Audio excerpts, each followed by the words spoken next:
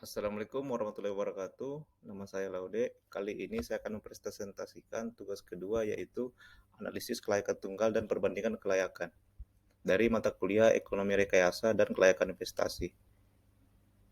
Masuk soal pertama, seorang investor membeli rumah berhantu seharga 1 miliar rupiah seluas 1000 meter persegi. Kemudian investor tersebut mengeluarkan uang 2 juta rupiah untuk meruntuhkan rumah, 90 juta rupiah untuk membuat pagar seng keliling, dan 10 juta rupiah untuk mengusir hantu. Total pengeluaran yang dikeluarkan oleh investor sebesar 1,3 miliar rupiah yang diperoleh dari pinjaman di bank dengan bunga cicilan sebesar 5% per tahun.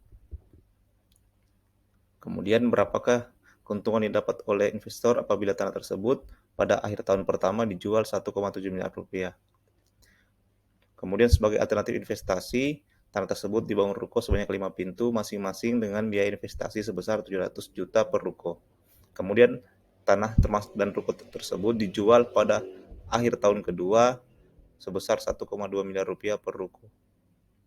Berapakah keuntungan yang diperoleh investor bila itu pada saat investasi awal, yakni tahun pertama dan pada akhir tahun kedua, dengan asumsi MARR sama dengan bunga pinjaman bank yaitu 15%. Apakah investasi ini menguntungkan berdasarkan analisis IRR dan NPV? Masuk ke soal pertama.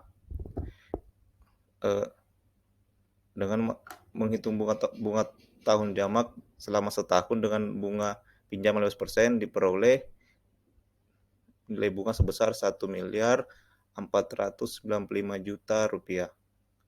Kemudian keuntungan yang diperoleh yaitu dengan mengurangi harga jual di akhir tahun pertama dengan bunga pinjaman bank, sehingga didapat 205 juta rupiah.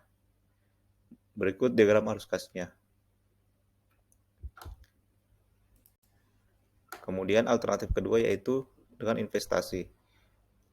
Dengan nilai MARR sebesar 15% per tahun, bunga pinjaman bank sebesar 5% per tahun selama 2 tahun, biaya pembelian tanah sebesar 1 miliar rupiah, biaya awal sebesar 300 juta rupiah, dan jumlah pinjaman bank di awal tahun sebesar 1,3 miliar rupiah.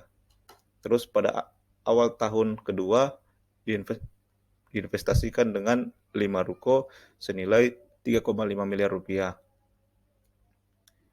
Diperoleh cicilan bank selama 2 tahun yaitu per tahunnya sebesar 799.651.162 rupiah. Dan nilai penjualan di akhir tahun kedua sebesar 6 miliar rupiah. Setelah dimasukkan ke arus kas, diperoleh nilai NPV sebesar 193.383.742 rupiah dengan nilai IRR sebesar 20,948%. Karena NPV-nya lebih besar daripada 0, maka investasi ini dikatakan layak. Dan IRR-nya lebih besar daripada MARR-nya, maka investasi ini dikatakan layak. Berikut diagram arus kasnya. Dan keuntungan di akhir tahun kedua sebesar 900.697.674 rupiah.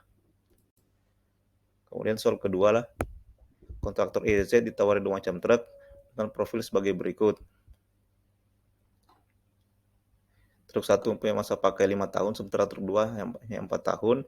Truk 1 sebesar 550 juta, sementara harga truk 2 sebesar 400 juta rupiah. Biaya operasional truk 1 sebesar 80 juta per tahun, sementara truk 2 hanya 130 juta per tahun. Benefit yang dihasilkan dari kedua truk tersebut sama, yaitu 300 juta per tahun. Nilai sisa truk 1 adalah 150 juta pada akhir tahun kelima, sedangkan truk kedua yaitu 100 juta. Dengan nilai MAR sebesar MA 12%, hitung kelayakan investasinya dengan metode analisis NPV dan IRR. Lanjut ke pengerjaan soal. Nilai-nilai tadi ditabelkan di sini, truk 1 dan truk 2. Kemudian dihitung arus kas truk 1 sehingga didapat NPV sebesar Rp328.164.793 dengan nilai IRR-nya sebesar 32,31%. Karena nilai NPV lebih besar daripada 0, maka investasi ini dikatakan menguntungkan. Dan dengan nilai IRR sebesar 32,31% lebih besar dari nilai MRR sebesar 12%, maka investasi ini dikatakan layak.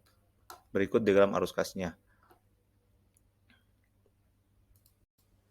Kemudian arus untuk truk kedua dengan arus kas sebagai berikut. Di tahun terakhir diperoleh nilai NPV sebesar Rp179.901.197 dengan IRR sebesar 30,45%. Karena net present value-nya lebih besar daripada 0, maka investasi tersebut layak dilakukan dengan asumsi MARR-nya sebesar 12% periode 4 tahun. Dan karena nilai IRR lebih besar daripada nilai MRR-nya, yaitu 12%, maka investasi ini dikatakan layak. Berikut diagram arus kasnya. Jadi dapat disimpulkan bahwa investasi untuk truk 1 lebih menguntungkan dibanding investasi dengan truk kedua. Demikian presentasi dari saya. Wassalamualaikum warahmatullahi wabarakatuh.